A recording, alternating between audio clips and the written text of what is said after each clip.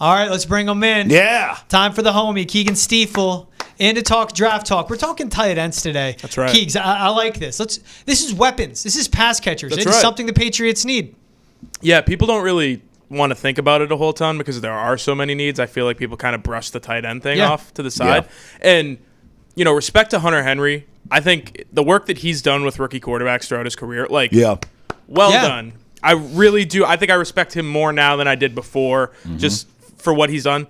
But at the end of the day, it's going to run out, right? Yeah. Like, you need a replacement for him eventually. Austin Hooper is not going to stick around for a long time, probably, most likely. So I think it's time to start looking toward the future. Yep. Hunter Henry, he's been good. Austin Hooper's been nails. I would say the two most They've both been underrated awesome. guys. Yeah, they've both been tremendous. I think that's your best offensive unit. Yeah. Without a doubt, so far, has been the tight ends. The running backs have been fine. I think Ramondre Stevenson probably hasn't been as good as we all expected him to be. No. Yeah. But the tight ends have been fantastic. What makes me feel old is when I'm watching like Hunter Henry at a podium talk, and I'm like, he's my age. He's 30. And I'm so immature. He's a professional. That's what's good. But it's important. Get your tight ends in. Like they got Jaheim Bell, Right. at the end of the last draft. They're misusing him. Like you're seeing him motion at the snap, trying to be a blocker on the run play. That's not Jaheim Bell. He's an athlete. But let's talk tight ends that they can add because I'm interested to hear who you think they do add. Who do you want to start with on your end, Keegs? You give me a name, bro. Yeah, I guess we'll go Gunnar Helm because Cool. I think that's probably the area that they're going to be looking to add. End of day 2, beginning of day 3, kind of 3rd, 4th round pick guys. Oh, okay. And this is probably the top of that group because this is a really deep tight end class. So Gunnar Helm, 6'5", 238, traditional inline tight end, right? You look at him, you're like, that guy plays tight end. Not really a doubt in your mind. And he's a really good athlete. I think for his size specifically, he's not like a straight line speed guy, but explosiveness. I've seen him jump over too many people to not consider him one of the better athletes in this class. And for what he does against zone coverage, I think I'm not comparing him to Travis Kelce, so don't think that. But his ability to read zone defenses and stop his route in the middle and sit down and just give his quarterback an open space. It reminds me a little bit of what Hunter Henry's been able to do this year. Yeah. And Kelce has been the face of that for tight end. So I like that. I think he's the kind of guy who can come in and play right away, but also develop behind a Hunter Henry. He can be your number 2 next year, and then eventually once Henry's contract runs out, you don't have to worry about figuring out who's going to be tight end 1 because you have that guy already in the building. I really like him a lot. Everything you say there, that's day 1 impact player. Yeah. And they need it.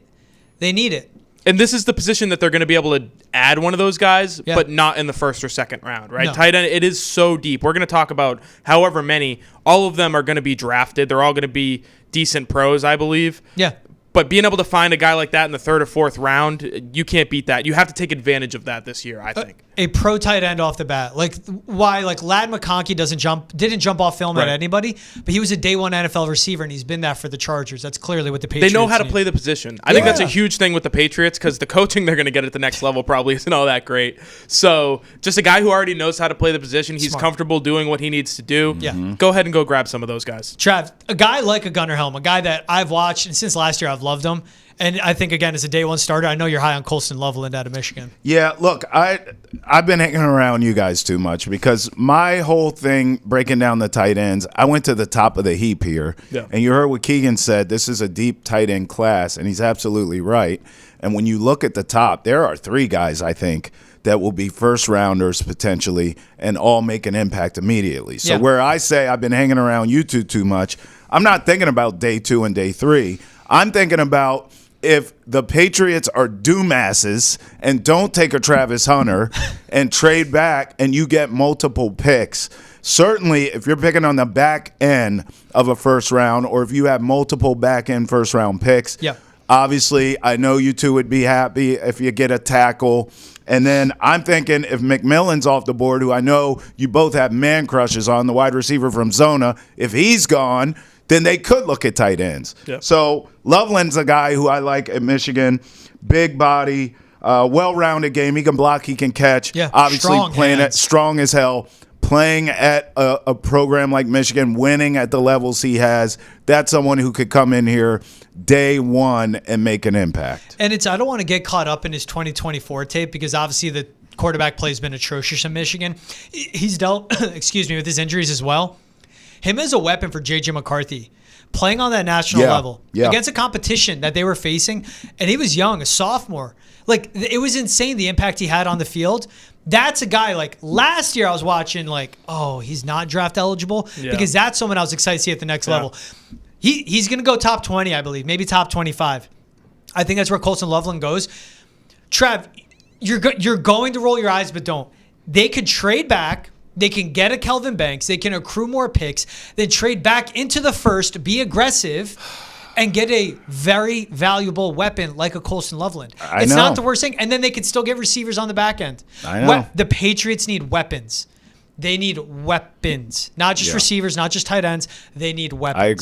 I agree. I think the funny thing about Loveland, too, right? Coming into the year, you thought tight end 1, that's the best tight end in the country. Yeah. You know, what we saw him on a national stage last year, whatever it might be. He's probably the 3rd or 4th best tight end in my eyes. Yeah. Looking at the draft this year, because I know T's going to talk about this guy Tyler Warren, who is friggin' nuts. He won the Mackey. He won the Mackey, but that's a perfect segue, Trav, because he shouldn't have won the Mackey. I'm going to talk about the guy who should have won the Mackey. Oh God. Harold Fannin Jr. T, you know where he went to college? Baby. Yeah, all right, I do. you step all I over do. it. I Bowling do. Green. Let me just read off a few things, because I wrote them down, and as I was writing them down, I was like, I would draft that guy top 15. And you don't draft tight ends top 15. I think he's that good. As the Patriots, no, right? They have bigger needs. They have bigger fish to fry. But a team looking for a weapon, I don't see why you wouldn't draft this guy. 6'4", 230, not the biggest guy in the world, but great size, for the position. In the 2 games he really played against good competition this year, Penn State and Texas A&M, 19 total catches for 282 yards and 2 touchdowns. Mm-hmm. He might have had the greatest tight end season in the history of college football. He was a consensus All-American, MAC Player of the Year, only the 2nd tight end in the history of college football to win Player of the Year in his league at the tight end position. He led the country in catches, yards, and touchdowns by a tight end. He was top 2 in the first 2. 100 catches, 1,300 yards, 9 touchdowns. I look at this guy, I see David Njoku. If you can go add David Njoku right now to your offense, you do it. So, I really like Tyler Warren. He's like 6'5", 260. He's a friggin' behemoth. I fall in love with those guys every year, but you don't come across Harold Fannin Jrs. every year. Jesus. So that's why I really like him as a George, prospect. this guy, he's just glossing over the Mackey winner. He only broke Big Ten, not Bowling Green. I know it's not their conference. Big Ten records for receptions and yards. But you want to talk to me about some Bowling Green?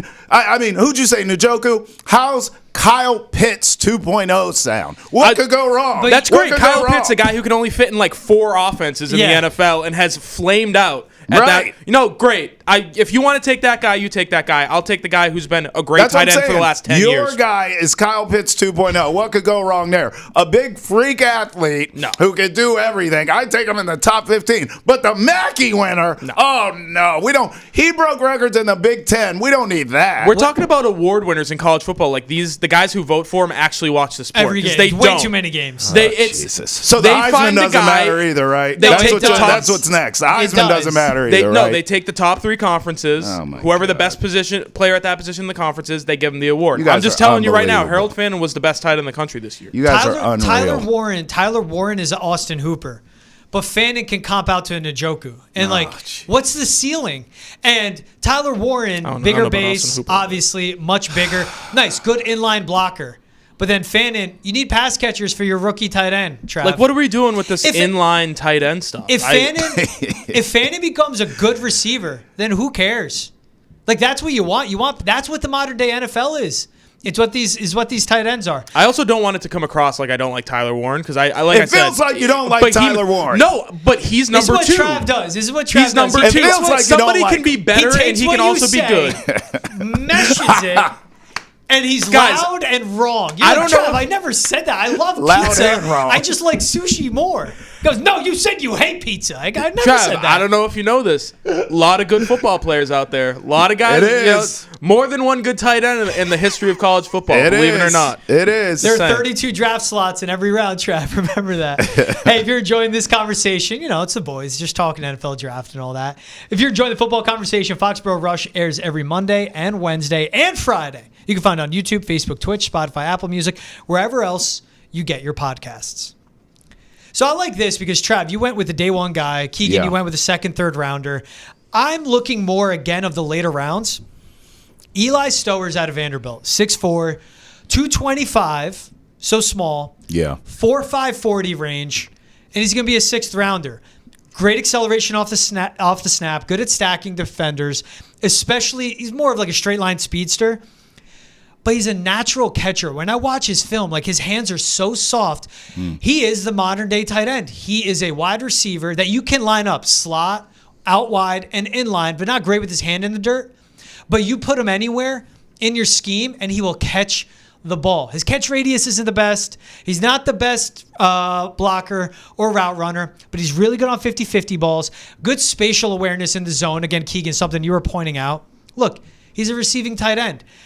He started out at A&M, transferred to New Mexico State, did well in New Mexico State, got back to the SEC and Vanderbilt, and was one of the best receivers for a team that surprised a lot of people. In the sixth round, he could be a gem. I like an Eli Stowers. Here's something I love about him. Former quarterback, right? Yep. Went to IQ, Texas and that's A&M why he's great against zone. as a quarterback, and that's you just said it, right? Perfect against zone. He understands defenses. He's put on like 30 pounds in the last couple of years.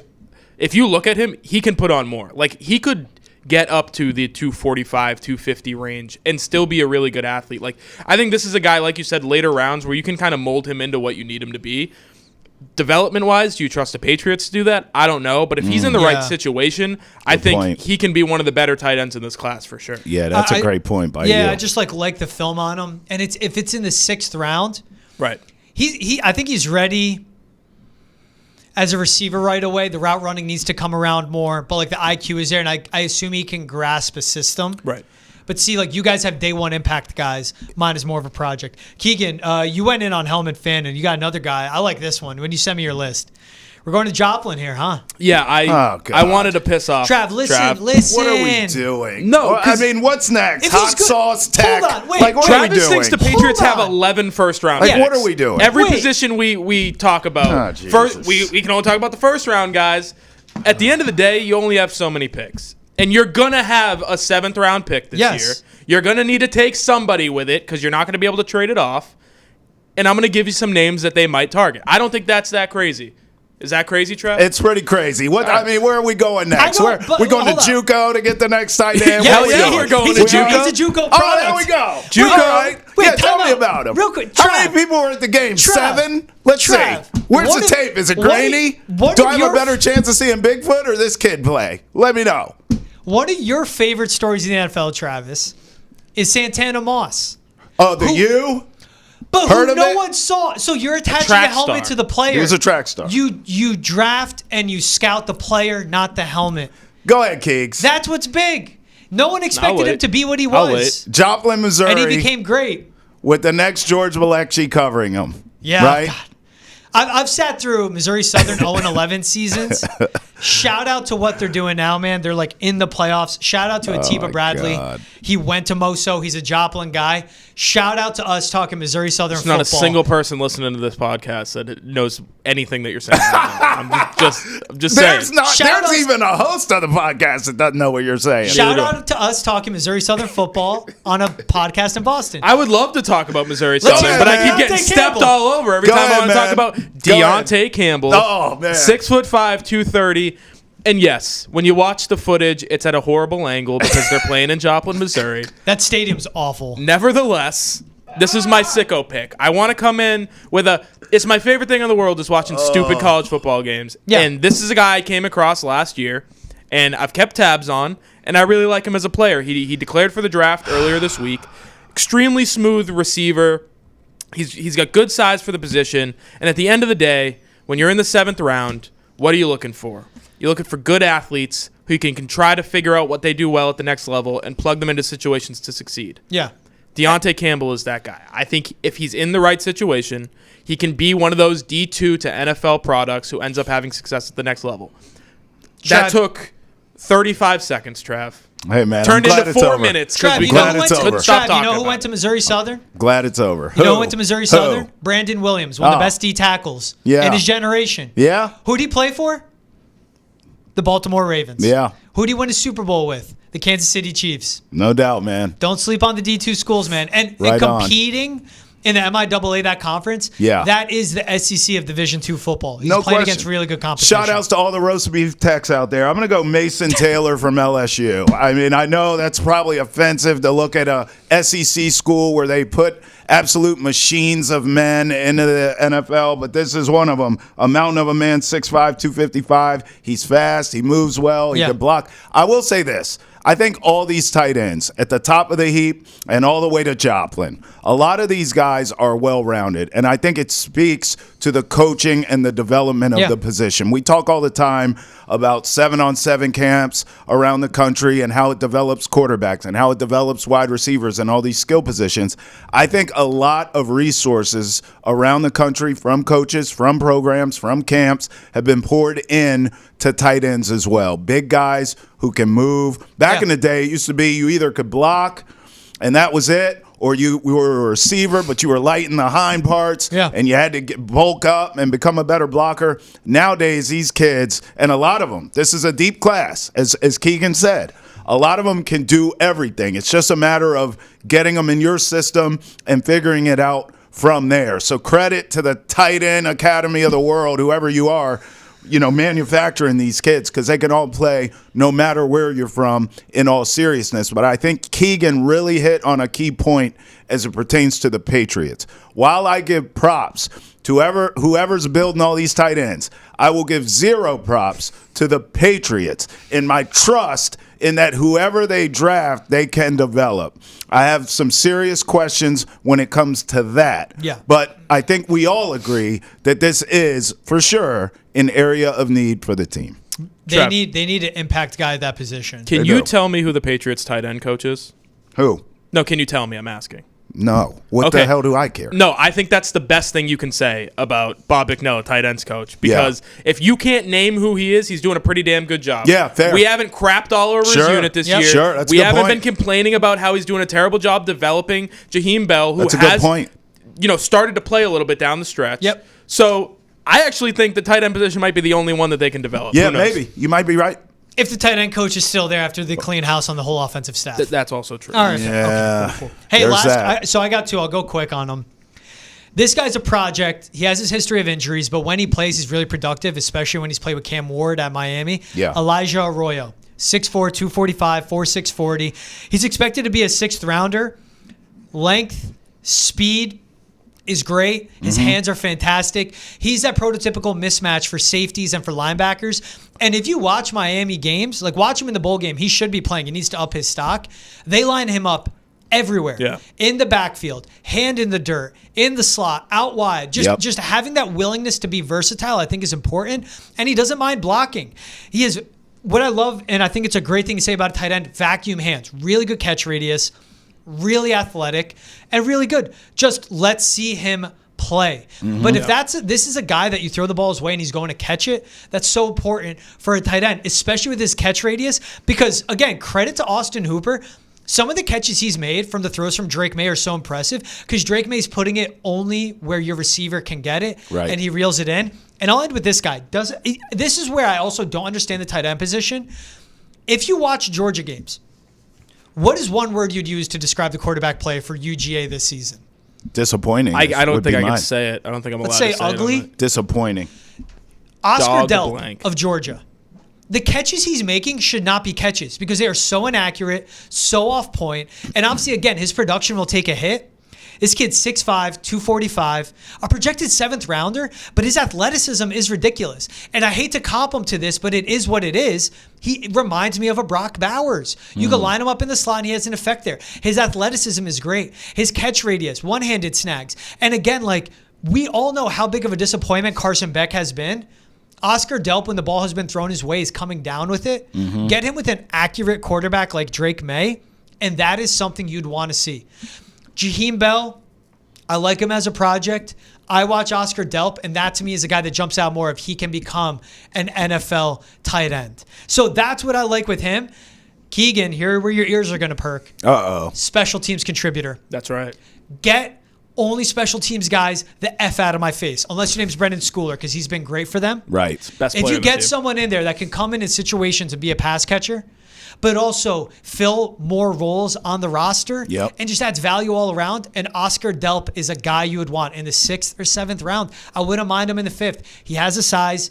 He has the hands. He has the route running. The IQ, too. He's really good against the zone. He's played with very bad quarterback play. The Patriots could use a guy like an Oscar Delp. I think one of the cool things about both the guys you just mentioned, they both learned from, great people, right? Delp learned from Brock Bowers. You couldn't ask for a better college tight end to sit under for a while. Arroyo started the year as the backup to Cam McCormick, who's one of the greatest bag getters in the history of college football.